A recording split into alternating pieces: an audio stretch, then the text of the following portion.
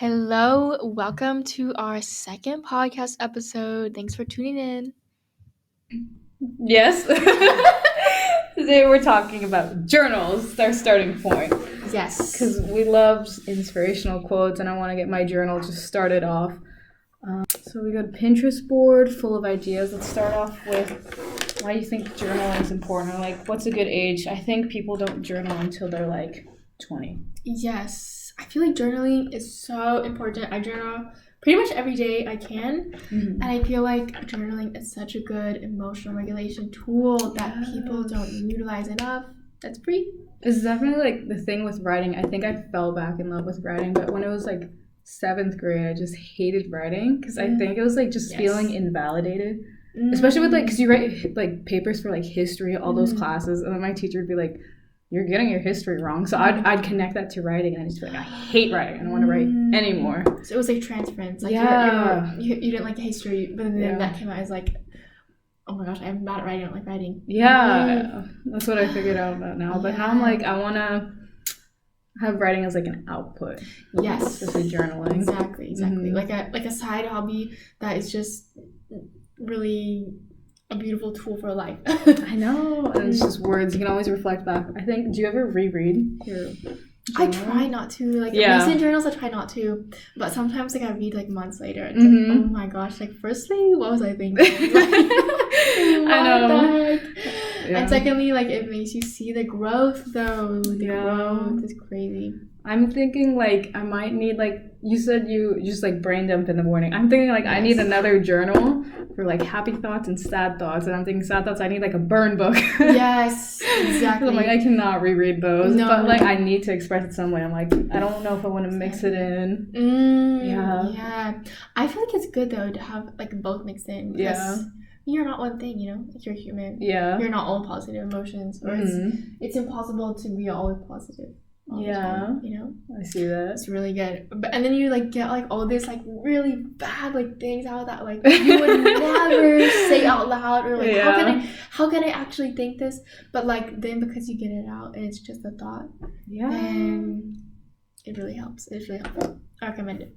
But I'm thinking like for kids, maybe it was more like diaries. Like if you've read Dork Diaries, Diary of a Wimpy Kid, and then you know those books where it's like a special thing at the end where it's just like it gives you prompts.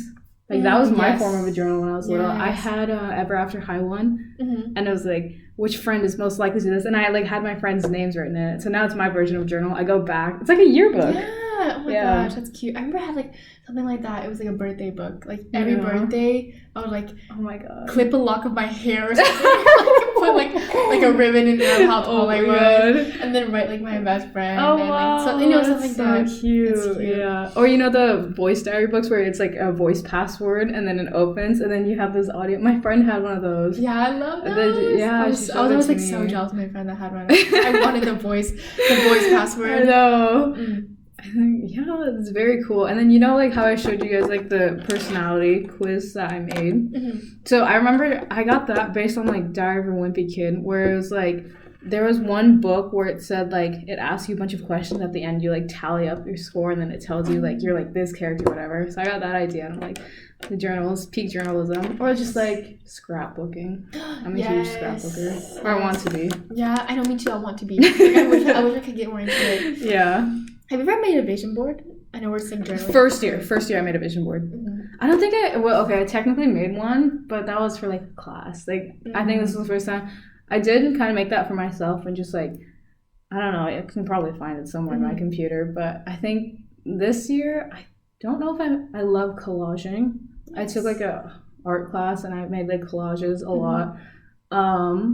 I made collages of my friends. That's so cute. That's so funny. But I don't think I necessarily vision board this year. This year was like the first year where I actually like wrote down my goals.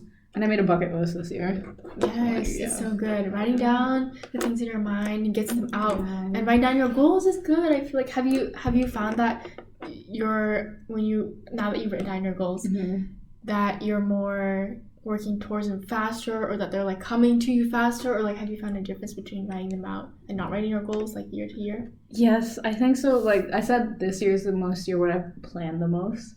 because of what happened in high school. I'm like, oh, I think I felt just like so behind. So just like putting your thoughts out there.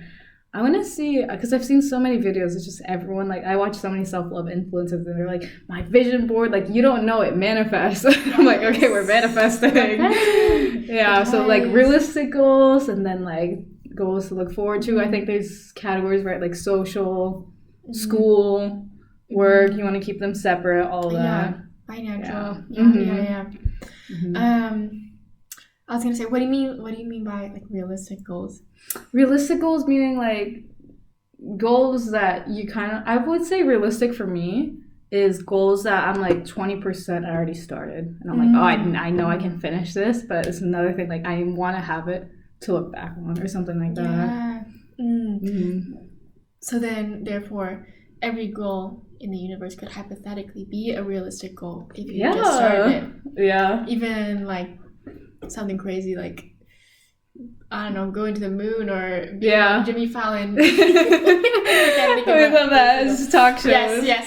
Yeah, but it's kind of like a bucket list. I think my bucket list was like travel. Travel's a big one. Yes. I think. Oh yeah, no, I wrote my like bucket list for. I don't know. I think I might have merged my bucket list and like 1 year bucket list, like life bucket list. Yeah.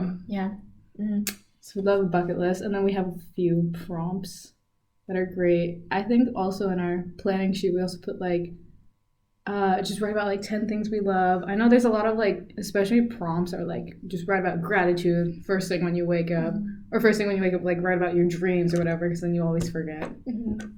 Sometimes I do that like right when I get out of like 5 minutes after I get up, I remember my dreams. Like, I've been having weird dreams recently. Side note.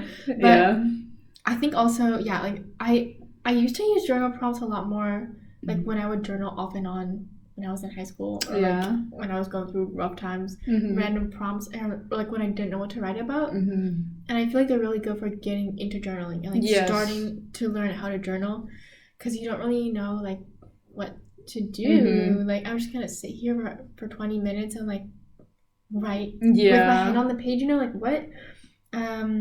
But so what are some of your favorite journal prompts then? Prompts? I think just starting off, like I definitely want to start and just commit. So I think like just first starting off the journal, I have to like write in here, like I love just this vibe. This vibe is very cute, artistic. I don't know. I like it. It's like an optimistic color. So it reminds me to, and then I think I want to just start my journal with like a bunch of inspirational quotes. I saw someone that said like to start your journal, just like on the first page they had like, I'm proud of you for writing in this, like stuff like that. And so you're just like, it's good, like self-affirmations. Yes, I love that. And we talked a lot about inspirational quotes. And then you talked about the Dune one, because I watched Dune for the first time. You did? Oh I think right before it got off Netflix. And then there was that quote by Timothy Chalamet, his mom, when he was doing the pain thing, whatever. Yes. That something about fear. I forgot. I'll put it from the put from the other podcast. I memorized it and I said it. Now I've forgotten. And then I was watching the Jenny Besserit, excuse my pronunciation, Jenny Besserit proverb or like saying about fear. It was like it was a memoir. Directly connected to us. But they were going on like, so I've seen like, I don't know if it's my phone listening to us, but we talked about like the Tom Holland quote, there's a Zendaya quote about hope or whatever.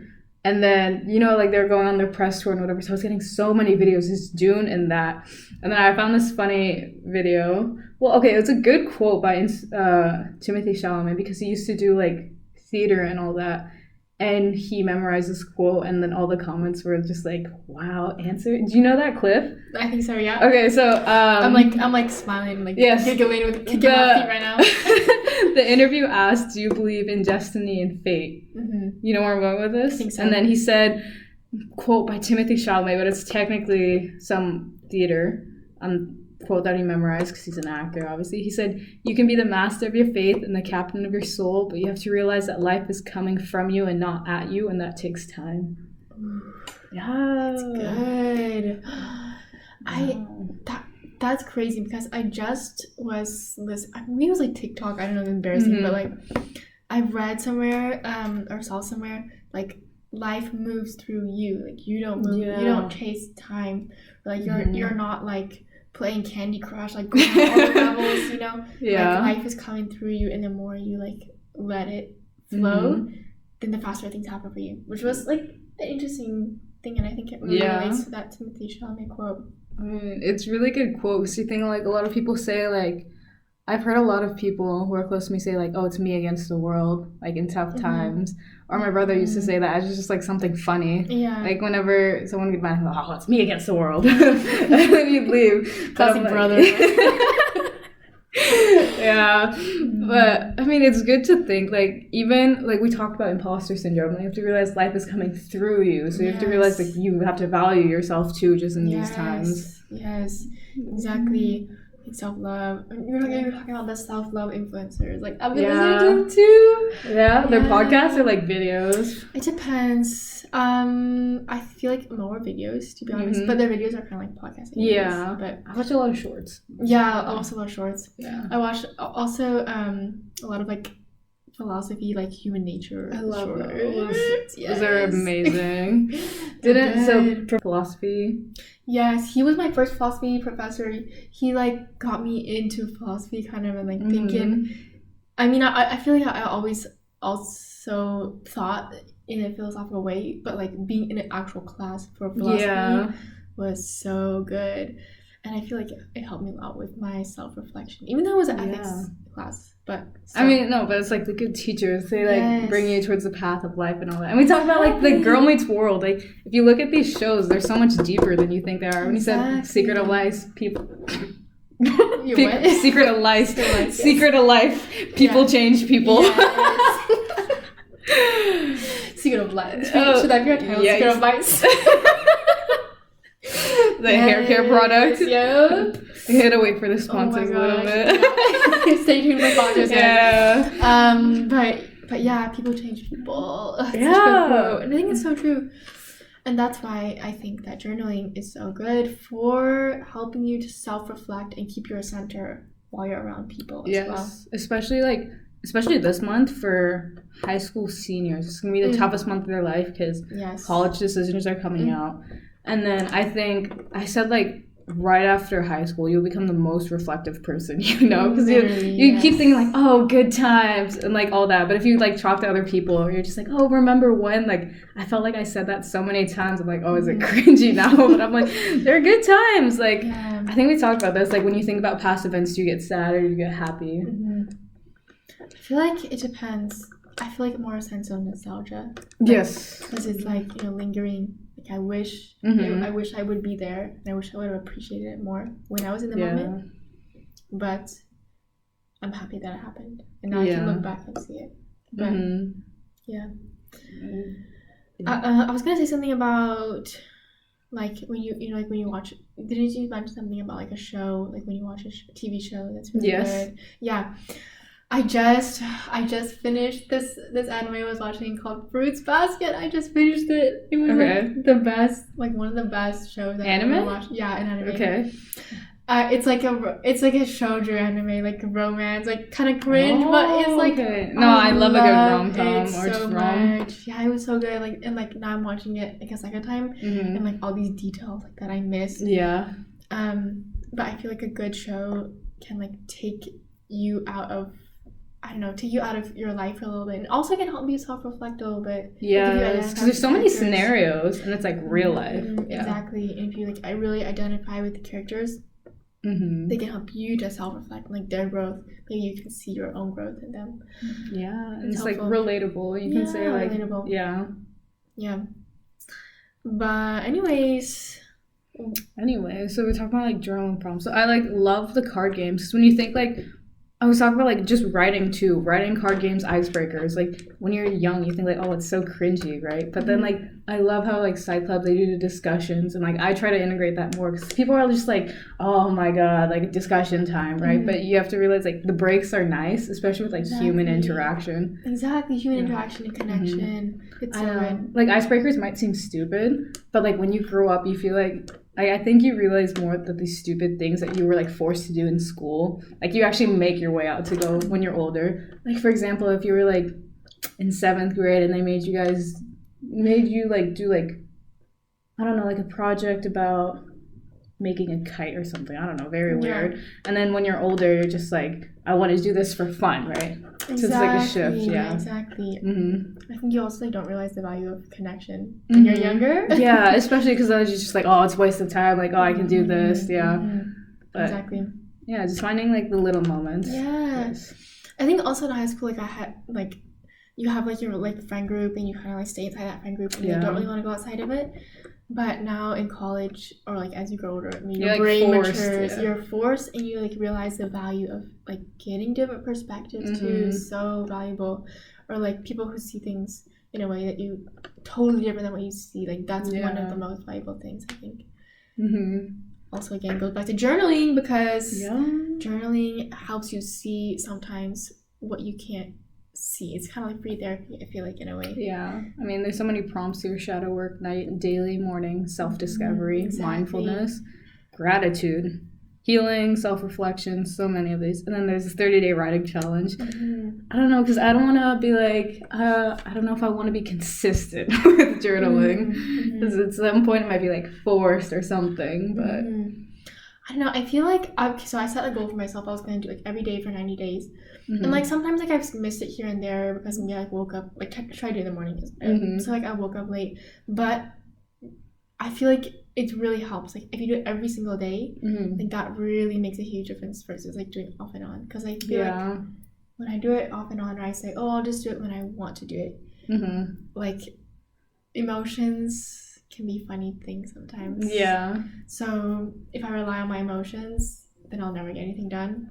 So by making a promise to myself and just like, no matter what I'm feeling, I'll make me like, you know, to an extent, like I'll have to offer myself grace, but like just keep doing it every single day. And it's made a huge impact on my mental health, my emotional well-being, and like my own self-love and self-discovery and gratitude, which is so important and huge. Like without gratitude, life is not worth living. Yes. I think we said what comparison is like the thief of joy or something like that. Exactly. It totally is. I think I resort maybe a lot to, or I would, to a lot of like gratitude. Like I'm picturing like I need to just like commit and just put the pen down on it. But just I think like the first few prompts, like really huge, just be like, today, I kind of told you this, but like today's a good day if, and then just write down like a bunch of things. And it's just like, it's the small things. And then if I'm like feeling down like 20 days later, like I can just look at this list and just be like, they say like optimism or positivity is a mindset.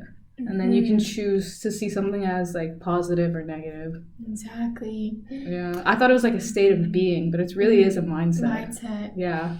I was reading this book recently too, and it said something like, if you have a problem, life is full of problems. Like, you know, once you solve the problem that's going on right now, then there's gonna be a next problem. And like there's always next problems that come. So if you look at it and from a mindset of the problem is not outside of me, but the problem is the part of me inside that has a problem or that gets angry, which is like an interesting, like interceptive thought.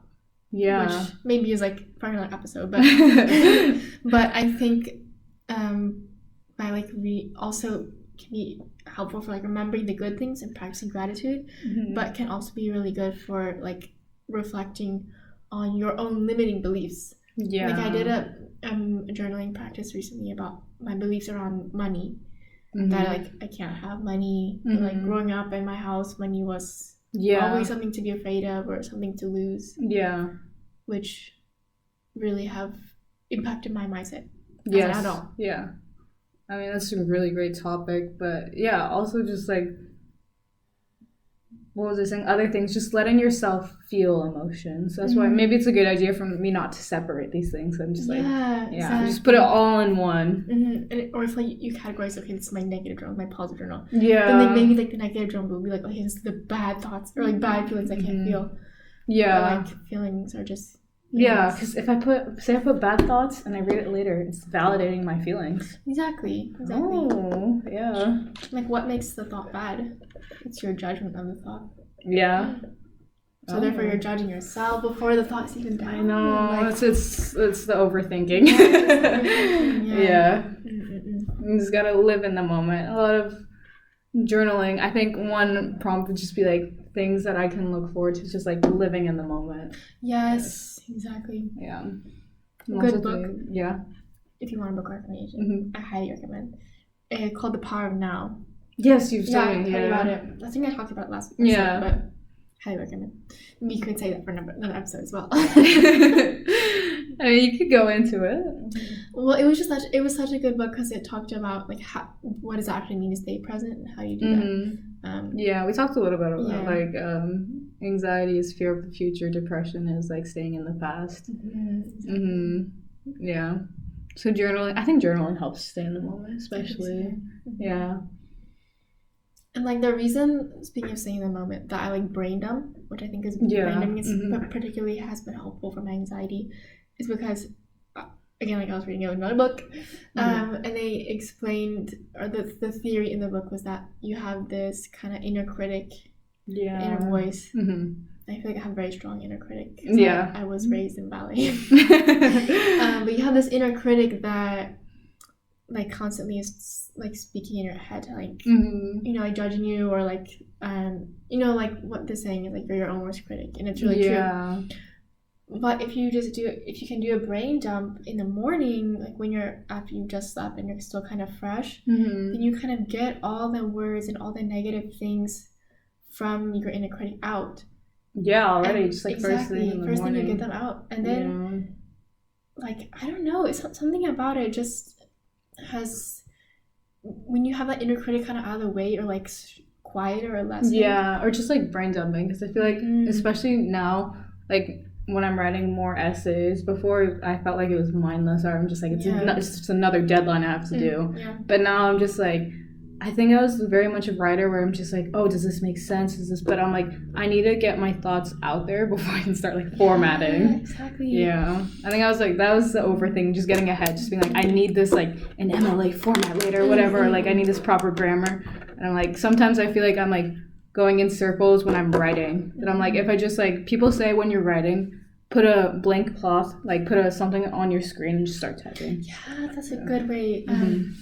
It reminds me so much. I went to this writing workshop at our community college last year, and then the writer there, he said something like that, like just stuck with me to this day. Like, don't judge, like don't judge the idea, don't judge the hand that writes, judge the writing itself. Because if you're judging, like as you're writing, if you're writing and like thinking like, oh, this is not good, like it won't be good, but it actually doesn't exist yet. Yeah. So by judging only the writing and not the hand, then that's the way to write. It's a lot like trust the process. Or if you've watched, have you watched? I watch a lot of reality shows because I love fashion, and then it's just like they take like 10 designers and they put them around. You're like, you have an hour challenge to make this, right? And then like in the process, you can see them getting frustrated on like, oh, this isn't going my way, whatever. And then everyone's just like, trust the process. And then you see the critics at the end.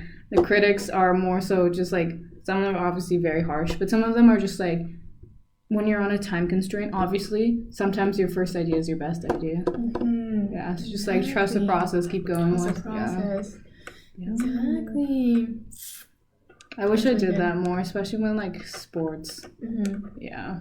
What do you mean? Like, I think we'll talk about it next week because we did next Wednesday, but I don't know, I think I was in my head a lot with sports. Like everything I did, I thought like, oh, my coach is going to say this, what's the point? Yeah, but it should be like a more trusted process now, especially like if we're working with kids and we see like these signs. I tell the kids like straight up, I'm just like, work towards it. Like it might seem bad in the moment, but just like trust it. Yeah, exactly. So would you say then that in your sport, you, in a metaphorical way, like you judge the hand before you judge, like, did you think that, oh, like, I think this will be bad, so my coach won't like it, or like? I think so. I think it was a lot like in game. I'll tell you more about it next week. We'll say that one. Yeah. Say that juicy. Yeah, because it kind of goes into like, I don't know. I think I had a bad coach that kind of like ruined my love for this sport and all that. Yeah. Yeah, but we'll keep that in the cooking pot. Yes, for next week. But just writing is so fun, especially like I just took the sci-fi class, and then a friend prompt was just like, I'm like, oh, I can make this. Or even just like honors projects are so fun because you can do something related to like what you're actually interested in. Yes, exactly. So what have you done like in your honors projects that you're actually interested in related to your class? I mean, obviously you're interested in your classes too. Mood and music, because I felt like, I don't know, I wasn't into journaling. I was afraid of journaling or like writing for the past like whatever, because I'm just like, oh, it's another deadline, like oh, it's just stressing me out, so I'm gonna do that. And I'm like, okay, I resorted, like I wouldn't consider myself too much of a like heavy music listener. I think I'm like more mainstream, whatever, but I'm like, I dove so far into music, like I want to research so much more into music and the effects on like how that can like immediately just like help you feel more expressed through like another artist or like lighten your mood. It's definitely connected also. Like you realize you're not alone in your feelings. Yes, definitely. Yes, that's so exciting. Yeah. Like these niche projects that are almost like kind of reminiscent in some ways of like PhD, like dissertation. Yes, definitely. Like, yeah. Super interesting. Like I'm working on an honors project right now in my biology class on like the gut microbiome. Which is, like that is so cool, and like that's like stuff that we really can see. You know, like okay, maybe like day to day, I don't like see the lysosomal behavior of a cell, but like day to day, we can experience like how our digestive system works, or like how our gut microbiome influences us. So it almost makes me more interested in the class to getting to research what I really want to. Yes, this definitely niche interest. But I think it's just like the community college, just like curriculum. Like the teachers are really like the professors are really just like do what you're interested in, and like they're really like that's really what matters. And like high school, you just feel this like pressure always. I think high school is more like I wouldn't necessarily blame it on the teachers, because obviously teachers have to bring everyone up to date, especially because I took like a few AP classes, whatever. So those classes like they seem just like full on straight lecture.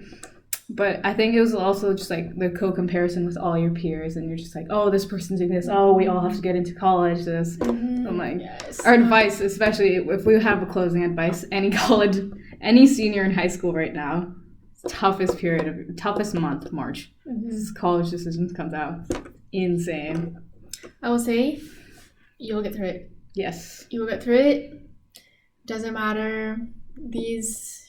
It's really not the end of the world. It's not the end of the world, firstly. These acceptance rejection letters are not a reflection of who you are as a human being, who you are as a learner. They're a reflection of what somebody sitting behind a desk somewhere thought, and they don't really know you. So exactly. I mean, we're just following. I think later, if people feel pressured by just writing, you'll fall back in love with writing. Because I think I love music because when you think it's really just poetry. Exactly, poetry with rhythm. If you think rap is rhythm and poetry, that's what it stands for. It's amazing. But I'm just like, I love that. So definitely for high school seniors. Not the end of the world. We talked a lot about like imposter syndrome. This is the first step to rejection therapy. A lot of people will get. Yes. Your first like real exposure to rejection therapy is high school. Absolutely. Rejection is a good thing. Like you have to get rejections. Every single person, like Mark Zuckerberg even has gotten thousands of rejections. I think I saw somewhere like the master has failed more times than the beginner has started. You have to be rejected. Yeah, you have to give yourself permission to fail. Exactly, permission to fail. Yeah. There's a quote that our statistics teacher said. She says, failure stands for the first attempt in learning. I know. It's a good quote, because when she said it in the moment, we're like, ooh. But when you really think about it, I'm just like, what if this is the 30th time I failed? Well, who knows? Maybe the 31st time, then you'll win. Yeah. Wasn't it like Thomas Edison? Like, the thousand times he electricity or the light bulb, whatever. The minor discovery. Light. I know, but you think about like all of these. Have you seen Loki? No. Okay, so Loki, his thing is like he's in the Marvel universe superhero, right? He's the anti-hero. Thor is like his brother, whatever. So he was first the bad guy, and he said like I have been burdened with, I forgot what it was, like glorious purpose. And then they made the whole series about Disney about him, and then in the second season of Loki, the actual show, like he finds out what his actual glorious purpose is to actually fulfill. And obviously he has the anti-hero story and then becomes a hero. And in that journey, he spends like 1,000,000 years or something just like relearning something to like save the world. So I'm just like, wow, like yeah. Like I'm thinking if I'm in that situation, so he's like, there's this device he has to make, and there's this astrophysicist, and every time the time runs out, and then he travels back in the past to relearn everything. Does that 1,000,000 times, and in that moment I'm thinking like, that's insane. That's insane. Yeah. Can you imagine failing 1,999,999 times? Like, yeah, but it's really the drive just to get back up. If you hear like in boxing or any sports, if you hear about like Muhammad Ali, the first thing he's very like popular for is like how fast he got knocked down and how fast he got right back up. Exactly. Yeah. Reminds me of Cardi B's song "Get Up 10." I know. Times, but I get up 10. Exactly. It's just how many times. It's I think it was like something about the things in your life that matter most is not how you get knocked down, but how you respond to it.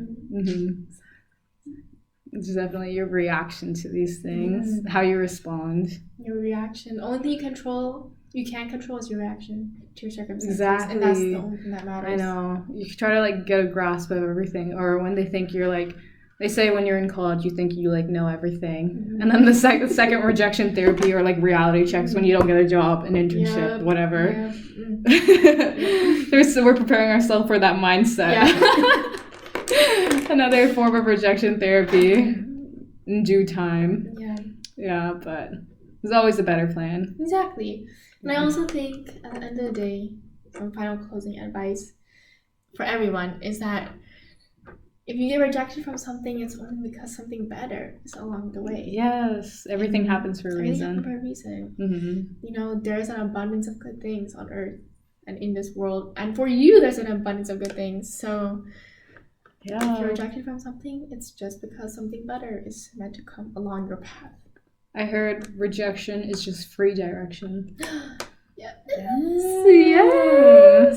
Rejection is free direction. So yeah, it just matters how you respond. Just pick yourself back up. That's a good closing. Yes. We're in sync. Sorry. That was crazy. Love. Good first podcast. Period. Hope y'all enjoyed. Keep listening. Subscribe. Don't forget to leave us a review. 5-star review if you enjoyed it, or 1 star if you didn't enjoy it. Whatever you like. And of course, follow us on Instagram. Follow us on YouTube. Follow us on YouTube. Spotify. Anywhere you stream your podcast, be sure to stream Mispelled Memoirs. Yes, we're gonna try to go in the TikTok realm. And then any comments, comment your insightful thoughts, comment your experience with rejection therapy, journaling. Your experience with being a senior in high school, with life quotes, with Dune, with anything. Yes. We want to hear it. Okay. Bye-bye. Ciao.